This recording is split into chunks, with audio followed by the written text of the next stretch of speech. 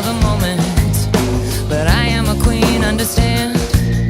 And I got your pawns and your bishops and castles all inside the palm of my hand.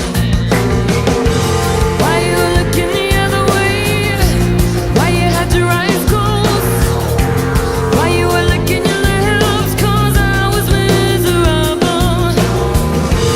Why you were selling your soul? Why you were tearing a hole in me?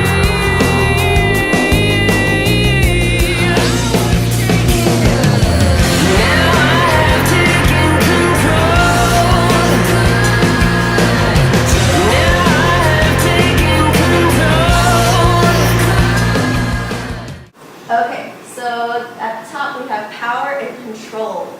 So when you guys are not equal and one person, either it's you or the other person, is trying to dictate how the relationship works. Using Janet's example, being on the phone for several hours, you want to go to sleep or you want to go do something else, and they just don't let you get off the phone. That's a control. It may seem very small, but at the same time, if you think about the basis behind it, it's not that small. They're basically telling you what you should be doing at this moment.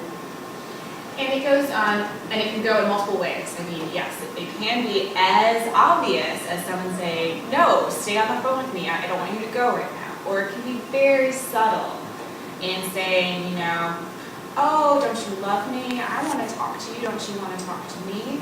And using guilt as a method of control, which is just as bad as being very blunt and dominating about it, okay? So there isn't one's better than the other. They're both aspects of power and control. Mm-hmm. And I would say even the sort of victimizing thing is even more powerful than the forceful way of telling people to do what you want. Because I had a friend actually who he just never went out, because every time he would go out with his friends, his girlfriend would start crying, "Why are you leaving me all alone? You never spend any time with me. Why are you going?"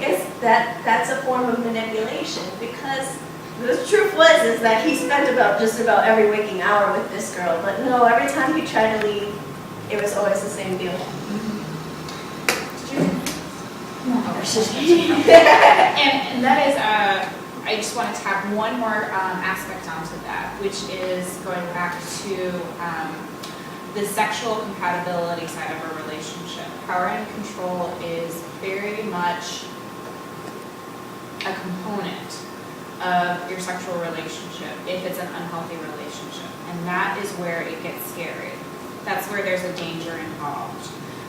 And that's when it gets to the side of definitely this is something that you need to get out of sooner rather than later, and I would say right away, is if whenever a guy or a woman, whenever a partner says they don't want to use prevention methods, when you do, which you should always want to use prevention methods, I'll just put that out there.